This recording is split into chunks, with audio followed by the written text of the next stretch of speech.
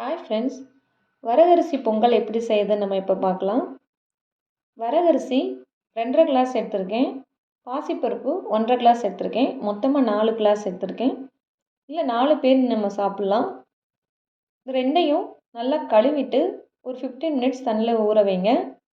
15 minutes ஆனதுக்கப்புறம் குக்கரில் வரகரிசியும் பாசிப்பருப்பையும் ஒன்றா போட்டு, ஏற்கனவே நம்ம 4 கிளாஸ் எடுத்ததுனால மொத்தம் 8 கிளாஸ் தண்ணி ஊற்ற போகிறோம்.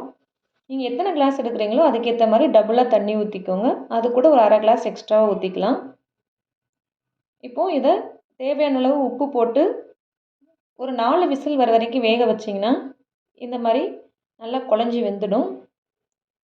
இதுக்கப்புறமா நம்ம நெய் ஊற்றி தாளித்து அதில் வேக வச்ச பொங்கல் ஆட் பண்ண போகிறோம். அதுக்கு முந்திரி பருப்பு, மிளகு, சீரகம், இஞ்சி, கேரட் எடுத்திருக்கேன். மிளகை தட்டி வச்சுக்கோங்க. கேரட் ஆப்ஷனல், நீங்கள் ஆட் பண்ணணுன்னா ஆட் பண்ணிக்கோங்க. நெய்யில் இதெல்லாம் தாளிச்சிட்டு முந்திரி பருப்பை லாஸ்ட்டாக ஆட் பண்ணி ஃப்ரை பண்ணி விடுங்க.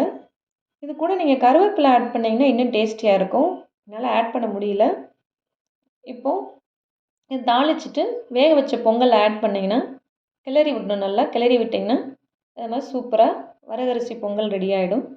இதே ஸ்டைலில் நீங்கள் தினை அரிசியும் பண்ணலாம்.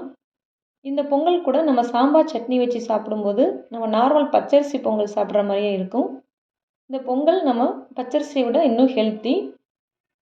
இது சூடாகவே சாப்பிடணும், இல்லைன்னா கட்டி ஆகிடும். நீங்களும் ட்ரை பண்ணி பாருங்கள் ஃப்ரெண்ட்ஸ். பாய்.